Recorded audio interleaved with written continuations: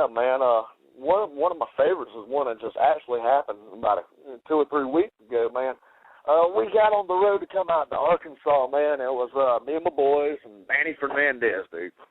All right, man. Yeah, we're riding down the road, man, and somebody keeps pissing damn Manny and Charlie off while they're driving down the road, man.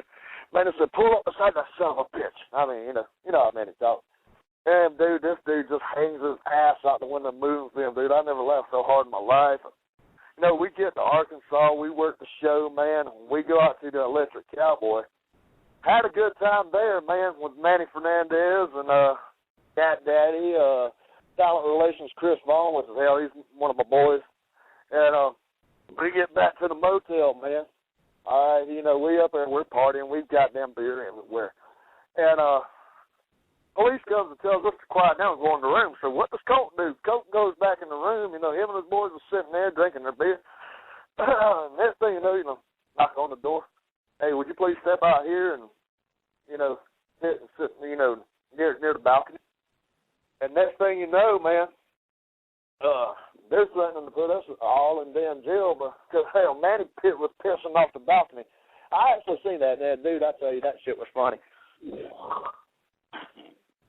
Charlie? Okay.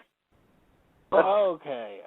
Well, next question here, I guess I've got to talk about is really your thoughts about where professional wrestling is, where it's going, and where it's been.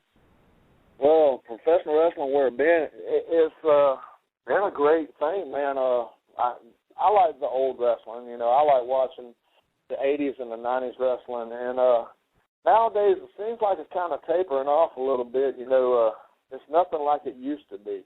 It used to be all about gimmicks and actually making sense of what you're doing in the ring, and nowadays it's just nothing compared to what it used to be. Everybody wants to be an entertainer now. They don't want to be a wrestler anymore.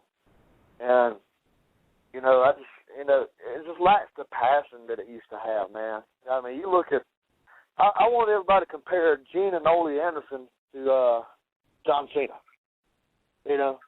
Could you even make a comparison now? Could you even have them to make a comparison to either one of them guys? Even Ric Flair to John Cena. I'm telling you, dude, wrestling was better back in the day. Nowadays, it's more theatrics, more promos. Take the Divas, man. The Divas, man, when they wrestle, you get a good maybe 3 or 4 minutes out of it, and then they take it home. If you look at Moolah and Leilani Kaya back in the old days, Susan Green, oh, man, them girls got in there and wrestled. And you didn't have to be a beautiful blonde with big titties, But where it's going, really, I have no clue. It's just, man, people need to bring it back the way it used to be. Go back a little old school, put a little bit more passion into it, put a little bit more pride in your craft, instead of just getting out there doing a bunch of crazy bullshit, Okay. Well, we'll start stepping into a few names here, because like I said, no one is safe on this show. So I'm going to bring up one name here, and I want you to tell me your thoughts about the guy, and that is one Eric Bischoff. He ruined WCW, dude. He had a bunch of good ideas, man, but when him and Hogan and all of them got together and started taking over WCW, which was one of the best companies, man, in my eyes, man. I'd rather watch WCW any day than WWE. He ran it in the ground, and then he got, fired, and, Russo took over and everything. But, I just, at the end there, it was more about them bringing in older guys from the Vince didn't even want anymore. And, Eric, he really, he's got some good ideas, but really he's no good for wrestling. He'll fuck up a wet dream, if you ask me. Okay, now let's get off the names again, and I'll come back to them. Meant to ask you this here just recently. In the Ring of Honor, I don't know if you watch Ring of Honor, but it is what they call the third biggest wrestling promotion in the States right now. The Ring of Honor has got a code that they call the Code of Honor, where no matter who you are, what you do, you got to get up and shake the guy's hand. Your thoughts on that? Why Ring of Honor's even got that, and your thoughts, should they do away with it, or should they keep it? They should keep it. I mean, absolutely, man, because, dude, that's the way I was taught, dude. I was taught, and I do teach my trainees nowadays that we train. I don't care who in the hell is in that dressing room. I don't care if you hate their guts, man. Let's say I walked in the Southern Alliance Wrestling dressing room, and I couldn't stand Christopher Cage, which I can, because I don't even fucking like you. But, still, I'm obligated to go up and show you the respect that you deserve for being in this business, whether you're a greenhorn or whether you're a veteran. Okay, well, I think you misunderstood the question. The Ring of Honor has actually got it to where you have to do it in the middle of the ring, in front of the fans. So like you said, if you can't get along with me, because I know you can't, and I sure the hell can't get along with you, but after our match, we would have to jump up and shake each other's hand after we just got through whooping the fucking piss out of each other. No, that's bullshit, dude. That breaks kayfabe and it ruins your storyline.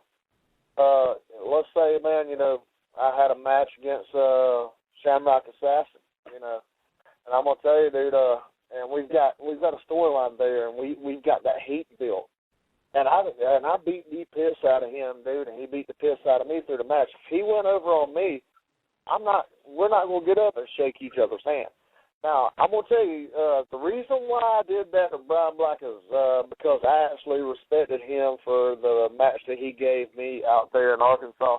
But other than that, if you're in a heated storyline, nah, dude, you shouldn't do that. You just keep your storyline going, keep your heat going, and don't shake hands. Nah, you can't do that. Okay, so you disagree with the Code of Honor, and the Code of Honor, yes, in the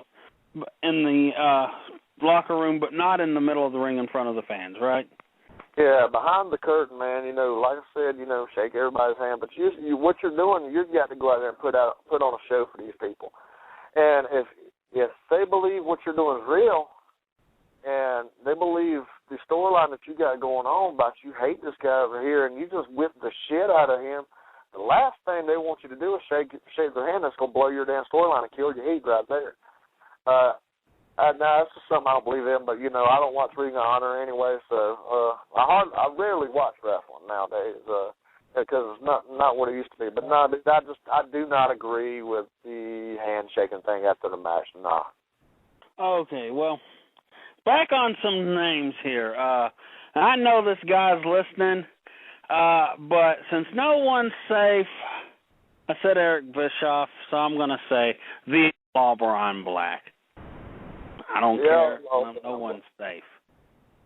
The Outlaw Brian Black. What can I say about him?